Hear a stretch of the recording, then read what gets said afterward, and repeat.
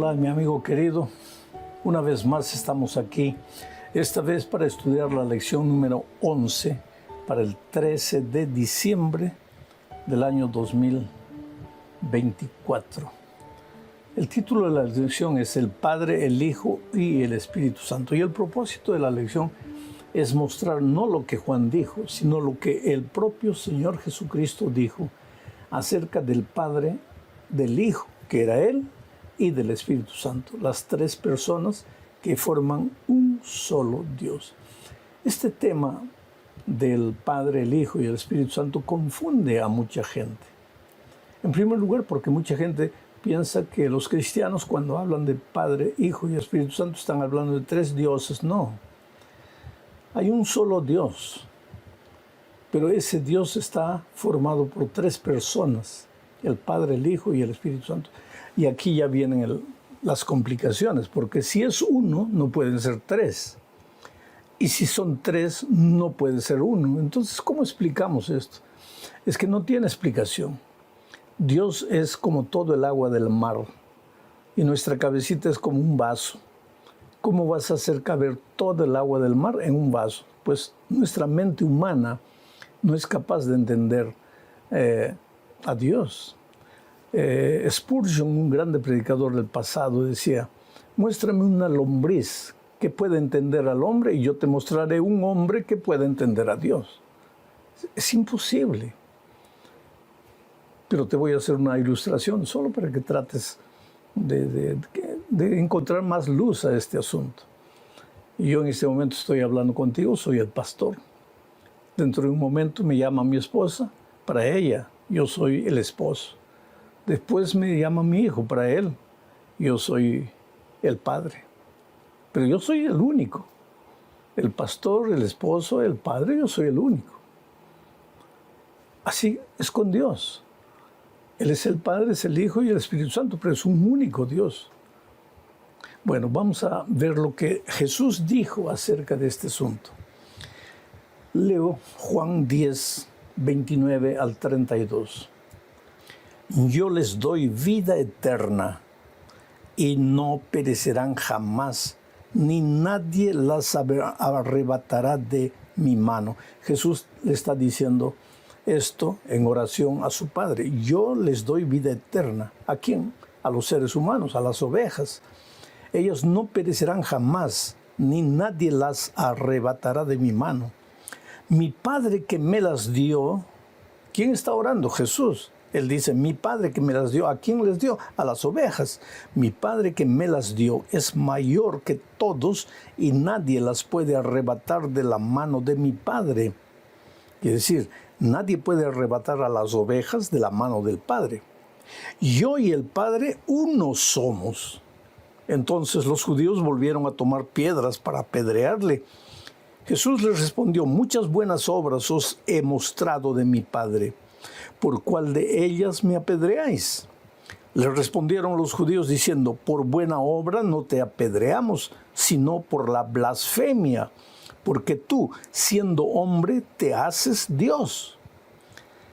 Pues los judíos no entendían, y hay mucha gente que no entiende hoy. Yo conozco cristianos sinceros, que creen que el Espíritu Santo es una fuerza, es una energía, o que es un ángel, o que es el propio Señor Jesucristo hablando de Él, en fin. Pero no creen que el Espíritu Santo es una persona. Así como los judíos en el tiempo de Cristo no creían que el Padre y el Hijo eran una sola persona. Porque Jesús es claro al decir aquí, yo tengo ovejas, mi Padre me las dio, yo les doy vida eterna a las ovejas. ¿Cómo le da vida eterna? Si Jesús no es Dios, ¿cómo puede darle vida eterna a las ovejas? Mi Padre me las dio. Nadie arrebatará las ovejas de las manos de mi Padre, porque tampoco las puede arrebatar de mis manos, porque el Padre y yo somos uno solo, el mismo Dios. Y los judíos quedan bravos y agarran piedras y lo quieren apedrear. Y Jesús le dice, ¿por qué me están apedreando? Porque tú eres un blasfemo, te estás comparando con Dios, tú eres hombre, nosotros te hemos visto nacer, tú naciste, tú creciste en Nazaret, ¿cómo puedes atreverte a decir que eres Dios? Lo que los pobrecitos no podían entender era que Jesús, es verdad que era Dios, pero se había hecho carne, se había hecho hombre, para venir y salvar al hombre de sus pecados. Ellos estaban más preocupados en sacrificar el Cordero, pero no entendían que delante de él estaba Jesús, el Cordero de Dios que quita el pecado del mundo. Es que muchas veces cuando nosotros tenemos un concepto que se vuelve ya preconcepto, no queremos abrir el entendimiento para nada. Vamos a la segunda parte de este estudio, bajo el subtítulo de Jesús y el Padre. Leamos Juan 1:1 y también el versículo 14. En el principio era el Verbo, y el Verbo era con Dios, y el Verbo era Dios. Y aquel Verbo fue hecho carne, y habitó entre nosotros, y vimos su gloria, gloria como la del unigénito del Padre, lleno de gracia y de verdad. En el principio era el Padre, Dios el Padre. Y el Verbo estaba también en el principio, el Verbo, el Dabar, el Logos, el Hijo de Dios, la palabra de Dios. El Hijo estaba ahí. ¿Y el Espíritu dónde estaba? Si tú lees Génesis 1:2, verás que el Espíritu se movía sobre la faz de la tierra. En el principio, en la creación, estaba el Padre, estaba el Hijo y estaba el Espíritu Santo. Estaban los tres. Pero después dice que ese Verbo, el Hijo, se hizo carne y vino a esta tierra y caminó entre nosotros. Y mientras Jesús andaba en esta tierra, los seres humanos pudimos ver la gloria de Dios. ¿De qué Dios? Del Dios Padre y del Dios Hijo, porque Jesús tenía su propia gloria, porque era Dios, así como el Espíritu Santo. En Apocalipsis 18:1 vemos a un ángel volando, que es el Espíritu Santo, y la tierra toda es iluminada con la gloria de Dios. El Padre refleja la gloria, el Hijo refleja la gloria, el Espíritu Santo refleja la gloria. Los tres. Pero aquí Jesús camina entre los hombres, el Dios hecho carne, porque a Dios no lo podíamos ver. Eso lo vamos a ver un poco más adelante. Pero vimos al Hijo porque se hizo carne. Ahora, el hecho de que Jesús se hizo carne no quiere decir que dejó de ser Dios o que perdió alguno de sus atributos de Dios. Porque Dios es eterno, el Hijo es eterno.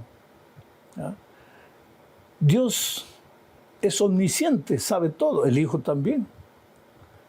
Dios es omnipresente, el Hijo también. Solo que ahora que asumió la naturaleza, el cuerpo humano, por respeto al cuerpo humano que asumió, Él no va a usar su omnipresencia, no va a estar presente al mismo tiempo en todos los lugares. Pero ese hecho no quiere decir que Él perdió su omnipresencia. Él es omnipresente porque Él es Dios.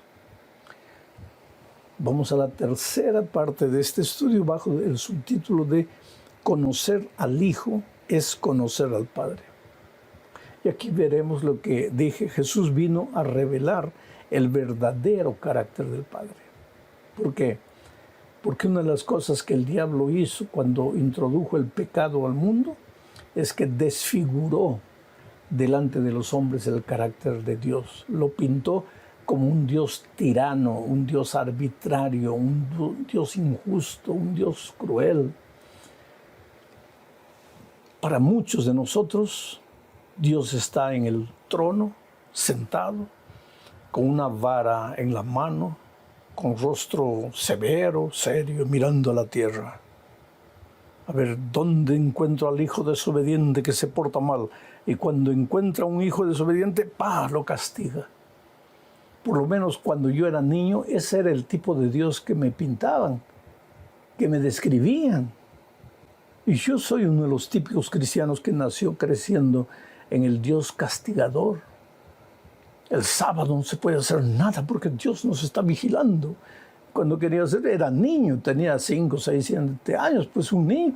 quería hacer algo y ya inmediatamente los hermanos mayores, no mis hermanos mayores, sino los hermanos mayores de la iglesia, inmediatamente, ¡ay, mira que Dios te está contemplando! Y si por ventura yo corría el sábado y me caía, Dios te está castigando. Pero ese es el Dios que el diablo pintó y que algunos cristianos que no han entendido el cristianismo se encargan de esparcir esa idea. Lee El Camino a Cristo, ese librito pequeñito de la sierva de Dios. Lee el capítulo 1 del Camino a Cristo y vas a conocer ahí que el diablo desfiguró ante los hombres el carácter de Dios. Ahora, ¿para qué vino Jesús? Para revelar el verdadero amor del Padre. Dice Juan 1:18. A Dios nadie le vio jamás, al Padre. Nadie le vio jamás. El unigénito Hijo que está en el seno del Padre, Él le ha dado a conocer. Jesús vino y caminó entre los hombres. Llamó a los hombres. ¿A quiénes? A un bando de pecadores, pescadores, los llamó. Caminó con ellos. Les enseñó, 3 años enseñándoles. No aprendieron porque en la hora de la crucifixión todos esos lo abandonaron. Pero Jesús no los descartó y les dio una nueva oportunidad. Ese es el Dios de amor.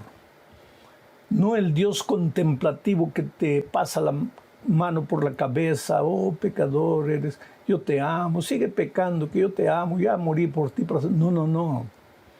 Pero es el Dios que te da una oportunidad y otra oportunidad para que te levantes, para que continúes, para que no te desesperes, para que cuando el diablo te hace caer y viene después y te dice, mira, no vales para nada, eres un miserable, ¿por qué no te quitas la vida? ¿Por qué no te vas de la iglesia? Con Judas lo hizo quitarse la vida, pero con Pedro no, porque Pedro creyó en la gracia transformadora de Jesucristo. Entonces Jesús vino para reflejar ante ti la gloria de Dios, el carácter maravilloso de Dios. Si Jesús te ama, el Padre te ama y el Espíritu Santo también te ama. Vamos a la parte 4 del estudio de esta semana. Y aquí vamos a hablar del Espíritu Santo. Juan 1, 12 y 13, mira lo que dice. Mas a todos los que le ¿recibieron a quién? Al Hijo. A los que creen en su nombre, ¿en el nombre de quién? Del Hijo. Les dio potestad de ser hechos hijos de Dios, los cuales no son engendrados de sangre, ni de voluntad de carne, ni de voluntad de varón, sino de la voluntad de Dios. Vamos a pensar esto. Cuando tú vas a Jesús y crees en Él, ¿qué dice el texto aquí? Te da el privilegio de volverte hijo de Dios. Pero un hijo de Dios no nacido de la carne, no nacido de tu papá, de tu mamá, sino un hijo de Dios engendrado por el Espíritu. Un hijo nacido de la voluntad de Dios. Pero ¿por qué digo un hijo nacido del Espíritu? Porque ahora voy a leer otro texto, Juan 3, 5 al 8. Y mira lo que dice. Respondió Jesús, de cierto, este es el diálogo que Jesús tuvo con Nicodemo. Respondió Jesús, de cierto te digo, que el que no naciere de agua y del Espíritu, no puede entrar en el reino de Dios. Aquí Jesús está hablando del nuevo nacimiento que leímos en el versículo anterior. Nacido, engendrado del Espíritu. Jesús le dice a Nicodemo, de cierto te digo, que el que no naciere de agua y del Espíritu no puede entrar en el reino de Dios. Lo que es nacido de la carne, carne es. Y lo que es nacido del Espíritu es Espíritu. No te maravilles de que te dije, os es necesario nacer de nuevo.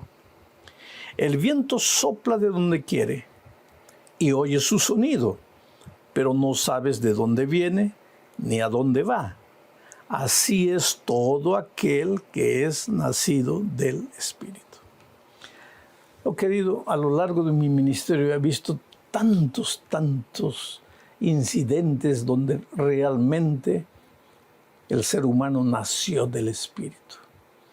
Esa obra transformadora, esa concientización de que eres pecador, porque una vez yo estaba predicando en Santa Cruz de la Sierra, en Bolivia, me acuerdo, hace muchos años. No sé si Dios me va a dar la oportunidad de volver a predicar en esa ciudad. A veces me veo ya limitado por la edad, por los años. Pero hace muchos años entró un hombre ebrio completamente. Dios lo transformó. Él no entró porque quería escuchar la palabra de Dios. Él entró a la reunión evangelística porque estaba lloviznando afuera y no tenía dónde protegerse, y como no cobraban ingreso, el estadio estaba abierto, el estadio cubierto, el coliseo, él se metió y se sentó y durmió todo el tiempo. Pero Dios, en medio de la borrachera, lo sacudió. Y cuando digo Dios, no me refiero a Dios el Padre, ni a Dios el Hijo. En ese momento yo estaba predicando, presentando al Hijo, a Jesucristo. Y seguramente Dios estaba ahí a mi lado, el Padre, acompañándome. Pero el Espíritu Santo estaba trabajando en el corazón y en la mente oscurecida de ese ebrio. Y cuando hice el llamado, el ebrio se levantó y vino, todo tambaleando, vino aquí. Un escándalo, la gente lo miraba porque fue la primera persona que se levantó y vino y se entregó a Jesús. La historia es larga, no voy a contarla toda. Pero lo que quiero mencionar es las palabras de ese hombre, ya cuando había sido transformado, había sido bautizado, había sido transformada en una nueva criatura. Entonces él me dice, aquella primera noche, yo estaba ebrio, y tal vez usted pensaría, ese pobre ebrio no entiende nada. ¿Qué va a entender si está durmiendo ahí con la borrachera? Pero pastor, el Espíritu de Dios me hacía entender todo.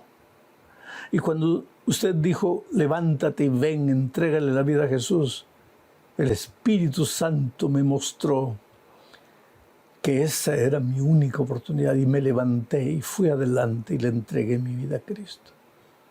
Y esa noche ese hombre fue engendrado del Espíritu. Nació a una vida nueva y hoy día se deleita en alabar el nombre de Jesús y en predicar al Señor Jesucristo a la gente que no conoce aún. Ese es el trabajo del Espíritu Santo. Y si seguimos estudiando adelante, veremos que en el Nuevo Testamento encontramos al Espíritu enseñando, al Espíritu mostrando el camino, al Espíritu convenciéndonos del pecado, al Espíritu convenciéndonos de la justicia de Cristo, del juicio venidero. En fin, el Espíritu no es un pedazo de aire que vaga por ahí. El Espíritu Santo es una persona tan divina cuanto el Hijo y cuanto el Espíritu Santo. Vamos a la quinta y última parte de este estudio, hablando de la oración de Jesucristo. Eso está en el capítulo 17. Todo el capítulo 17 es la oración intercesora de Cristo en favor de sus discípulos. Ahora, si tú ves, lees toda la lección, todo el capítulo 17, vas a ver que el propósito central del capítulo 17 es que nosotros conozcamos al Dios verdadero, conozcamos al Padre, conozcamos al Hijo, conozcamos al Espíritu Santo, que nos relacionemos con Él y que vivamos con Él una vida de comunión diaria. Leo Juan 17, versículos 3 al 5, dice: y esta es la vida eterna, que te conozcan a ti, el único Dios verdadero, y a Jesucristo a quien has enviado. Yo te he glorificado en la tierra, he acabado la obra que me diste que hiciese. Ahora pues, Padre, glorifícame tú al lado tuyo, con aquella gloria que tuve contigo antes que el mundo fuese. Esta es la vida eterna. Si vives atormentado pensando que te vas a salvar o no, porque cuando viajo por ahí y en las cartas que recibo siempre hay gente diciendo, pastor, me siento perdido, pastor, estoy perdido. Pastor, yo quisiera ir con Jesús al reino de los cielos, yo quisiera vivir con Él eternamente, pero mi vida está tan llena de pecado, no puedo. Pastor, le prometo a Dios tantas veces, no logro cumplir. Yo no valgo para nada. ¿Qué clamor desesperado del ser humano? Y de repente tú que me estás oyendo allá, tal vez más de una vez ya te has preguntado, más de una vez se ha apoderado de tu corazón la ansiedad de que si Cristo viniese en este momento, por ejemplo, ¿estarías listo para ir con Él? No. ¿Por qué no? Porque tú miras a tus obras. Tú no miras a Cristo. Pero ahora viene Jesús y te dice, hijo, el secreto de la vida eterna es que conozcas a Dios y que me conozcas a mí y que oigas la voz de mi espíritu. ¿Y cómo se conoce a una persona? Conviviendo con esa persona, caminando con esa persona, andando con esa persona. ¿Y cómo se anda con Jesús? Cuando abres la palabra de Dios todos los días. Cuando estudias la Biblia, cuando oras en todo tiempo, haciendo lo que hagas, viviendo por ahí, estás en comunión con Cristo, relacionando todo con Cristo, y cuando traes una persona para Cristo, cuando le hablas a otro del amor de Jesús. Cuando haces eso, estás caminando con Jesús. Y cuando caminas con Jesús, lo conoces. Y cuando conoces a Jesús, conoces la vida eterna. Entonces, ¿por qué te preocupas? Camina con Jesús. Sí, pero pastor, ¿y si me resbalo? Pues te levantas y sigues caminando con Él. Y si me caigo 2 o 3 veces, pues te levantas. Vuelvo a repetir, nadie se va a perder porque una vez cayó. Si alguien se pierde es porque habiendo caído no quiso levantarse más. Ve a Jesús, Él te ama mucho. A veces tú puedes perder la esperanza en ti mismo, pero Jesús jamás pierde la esperanza en ti. Un abrazo, muchas bendiciones en esta nueva semana de trabajo, de lucha. Enfrenta las dificultades con alegría, con fe en tu corazón. Dios te bendiga ricamente.